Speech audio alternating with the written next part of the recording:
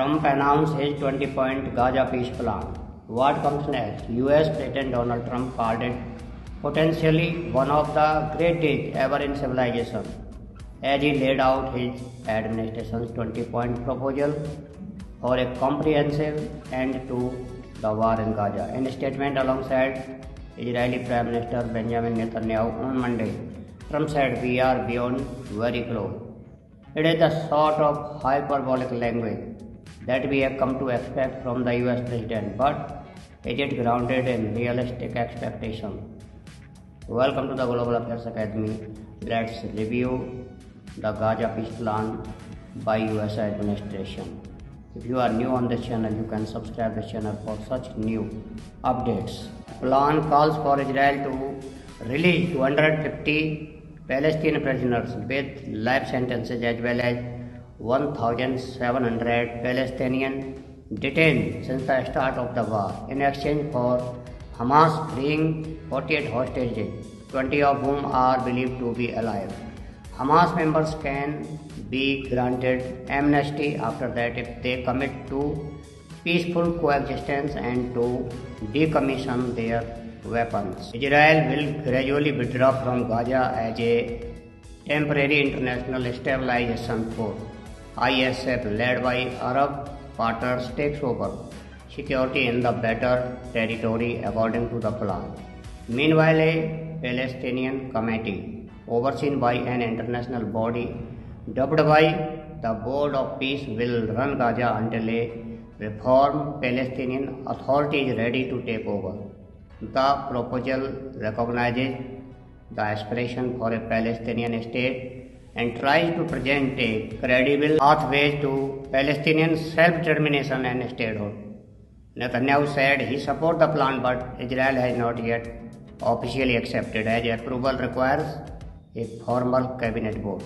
The plan itself is still not finalized, since Hamas will have some time to offer feedback and seek changes. Question: will now Hamas accept the deal? Trump and Netanyahu have shifted the focus now to Hamas' response. Key mediators Qatar and Egypt are set to hold meetings with Hamas in Doha on Tuesday evening to discuss the proposal. Turkey, a Hamas ally that houses some of its leaders, will also part of those talks. The plan appears to cross several of Hamas' previously declared red lines, including decommissioning the group's weapons and barring it from taking part in the future governance of Gaza. Under the proposal, all of Hamas infrastructure above and below ground will be destroyed. Trump's peace plan has backed Hamas into a corner, leaving the militant group to face an existential dilemma.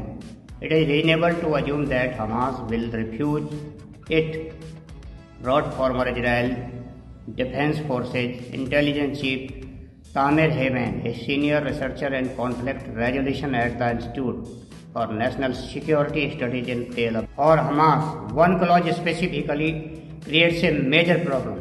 Clause 17 states that even if Hamas declines the proposal, the increase in humanitarian aid and the transfer of conquered territory from the Israeli military to an international forces will proceed. Hamas rejects the deal.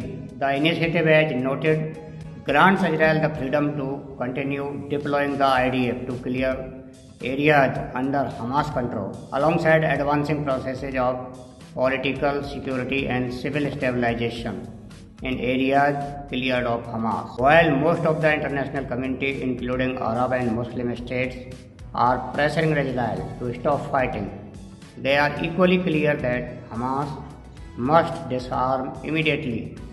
The Trump proposal has widespread international support. In a joint statement, 8 Arab and Muslim leaders and Muslim nations backed the plan, saying that it creates a path for a just peace on the basis of a two-state solution. The Palestinian Authority, which governs parts of the occupied West Bank, also supported the plan. Thank you.